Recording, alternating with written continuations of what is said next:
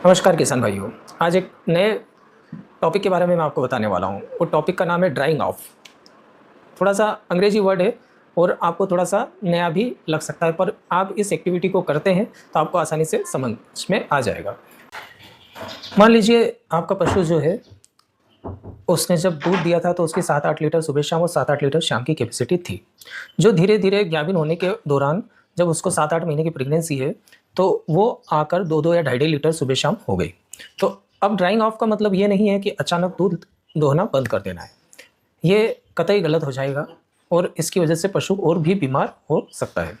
तो drying of करने के लिए क्या करना पड़ेगा आपको कि आप क्या कीजिए कि पशु की जो खुराक है, जो आप हरा चारा दे रहे हो, दाना दे रहे हो, खली दे रहे हो, चोकर दे रहे हो, तो ये जो चीज़ें हैं इनकी क्वांटिटी को धीरे धीरे प्रतिदिन कम करते जाइए।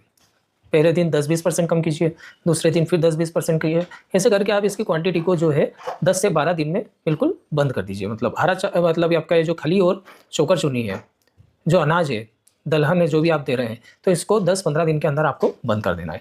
जैसे ही आप आहार कम करेंगे वैसे ही दूध का उत्पादन भी कम होता जाएगा। अब दूध का उत्पादन जब कम हो जाएगा तो आप फिर अगली प्रोसेस क्या रहेगी, फिर होगी फ्रीक्वेंसी ऑफ मिल्किंग जो है उसको भी धीरे धीरे आपको कम करना है।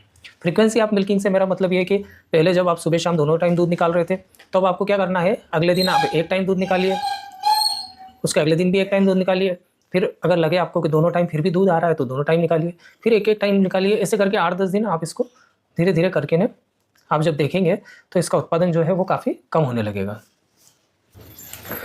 तो करना ये है कि धीरे धीरे आपको 2 टाइम से फिर एक टाइम मिल्किंग करना है, फिर एक एक टाइम के बाद में एक दिन स्किप करके मिल्किंग करना है। तो आप कहेंगे कि धीरे धीरे ग्रेजुअली क्या होगा, पशु का जो दूध होगा वो उसकी जो उत्पादन क्षमता है वो कम होती जाएगी और लास्ट में पशु जो है 200 से 250 ml दूध एक टाइम में देना शुरू करेगा। मतलब ये काफ़ी हद तक पशु का दूध उत्पादन बंद हो चुका होगा। तो ये हो गई ड्राइंग। हो गई? नहीं, अभी नहीं हुई है। अभी जब तक आपने एक काम और नहीं किया तब तक वैज्ञानिक पद्धति के हिसाब से ड्राइंग नहीं हुई है। आपको चारों थनों के अंदर एंटीबायोटिक इन्फ्यूज़ करना है, चारों थनों के अंदर इंट्रा मेमरी एंटीबायोटिक डालना है। यह आप ऊपर देख रहे हैं, ये जो है ये एक एंटीबायोटिक है, एमएसडी कंपनी की है। ऐसे दूसरी कंपनियों की भी आती है, कोई भी जो अच्छी कंपनी की आपको एंटीबायोटिक मिल रही है आप डाल सकते हैं। तो ये है केप्राविन डीसी। तो ये केप्राविन जो है ये इंजेक्शन जो है ये थन के अंदर डालने वाला है। थन के चारों थनों में एक एक ट्यूब आपको डालना है। ये काम करता है 60 दिन तक।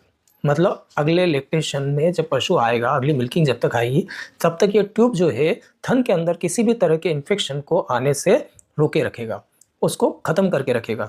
ताकि क्या है, बहुत बार एक समस्या आती है, आप किसान भाई बोलते हैं कि यार पिछली ब्यात में तो इसके चारों थन चालू थे पशु के, इस ब्यात में पता नहीं क्या हुआ कि एक थन इसका काम नहीं कर रहा है, 3 थन काम कर रहे हैं, एक नहीं कर रहा है। तो ये समस्या इसलिए आई क्योंकि आपने प्रॉपर ड्राइंग नहीं की थी उसकी, और प्रॉपर ड्राइंग नहीं होने की वजह से वो थन चला गया।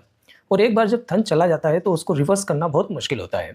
तो आपको, मुझे उम्मीद है कि आपको ये चीज़ें समझ में आ रही होगी, ज़्यादा कठिन नहीं है। व्यवहारिक जीवन में हम इसको अपना सकते हैं और अपने डेयरी फार्मिंग के अंदर आने वाले मेस्टाइटिस और थनैला के खतरे को बचा सकते हैं। और मुझे उम्मीद है आप ये सतर्कता को रखेंगे ताकि आपका डेयरी व्यवसाय जो है वो इस बीमारी के गिरफ्त में ना आए। धन्यवाद।